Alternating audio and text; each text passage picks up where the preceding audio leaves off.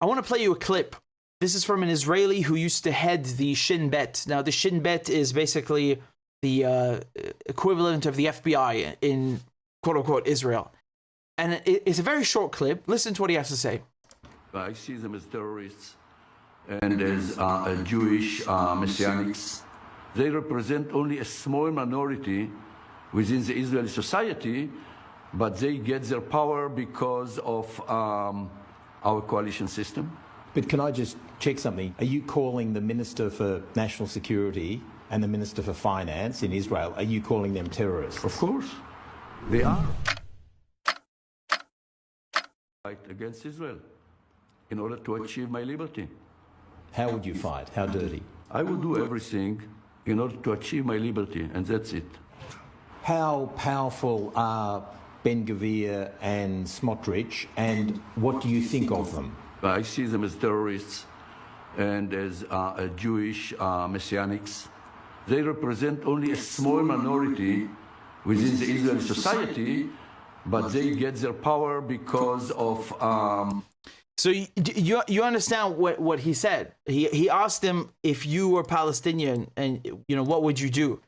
And he said, I would fight. It's funny because he's not the first Israeli to say this. There are several Israeli politicians, officials throughout history who have said similar things. Basically they admit that if they were in Palestinians' shoes, they would fight Israel. They know what's going on. And why is this important? This is important because the Israelis, they try to frame resistance as terrorism, and this is a classic.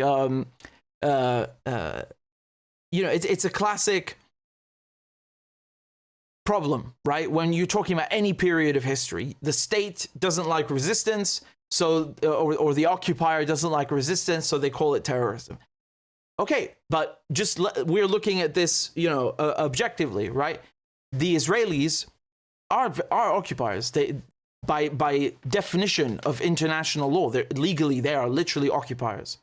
And so what does the Geneva Convention say about occupation? Occupation is supposed to be temporary, not permanent. It's not a means, of annexation. So everything Israel does is illegal. It has misused the Geneva Convention, even though it signed it, and it cannot claim that it's okay to put 100,000 people through military courts. I mean, it's ridiculous. That's one example.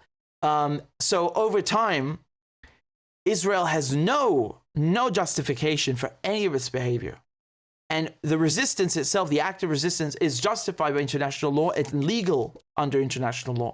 So from a moral standpoint, and from a legal standpoint, and even from an Israeli standpoint, the resistance is legitimate. They know what they're doing. And it's important to grasp that in English, when the Israelis speak in English, their language is very, very different. I don't mean the literal language. Yes, obviously, English is different from Hebrew. I'm saying the words and the terms, the terminology that they employ in their description of the situation in Palestine is drastically different. They don't even bother with this, this whole thing like, oh, we're oppressed and blah, blah, blah, and they're trying to wipe us out.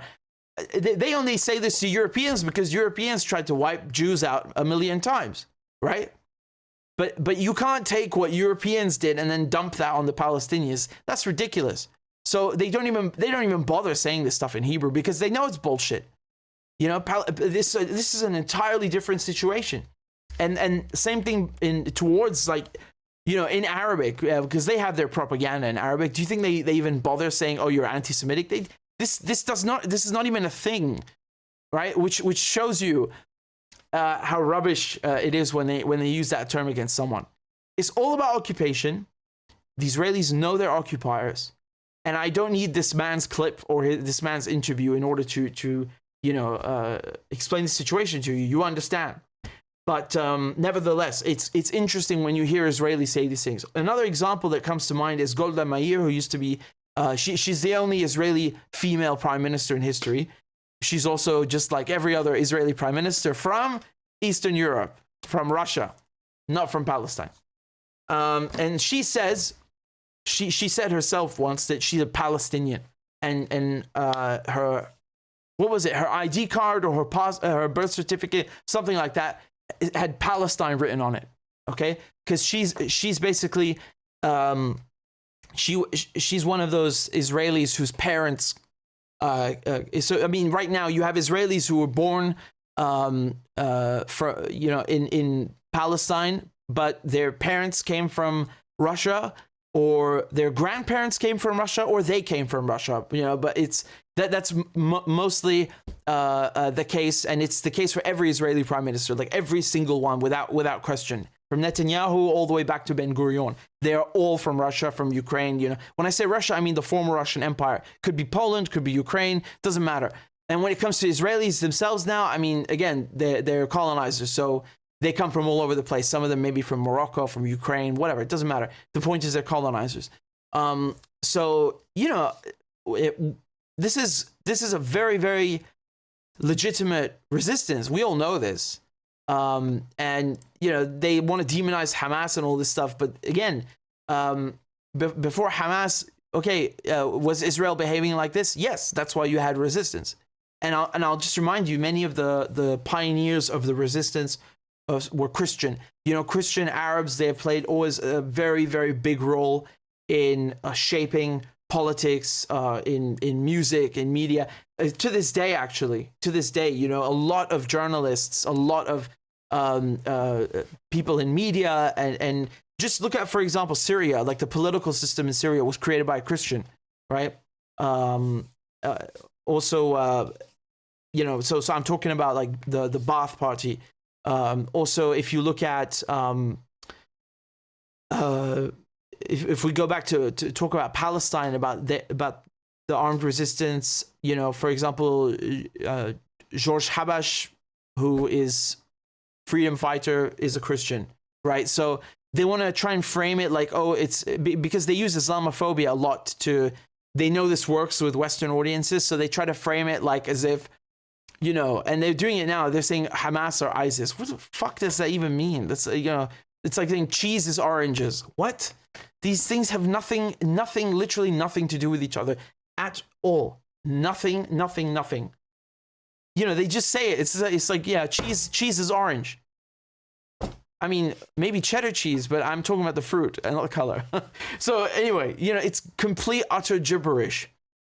So we have to go back to what the core issue here. There's an occupation. There are people who resist.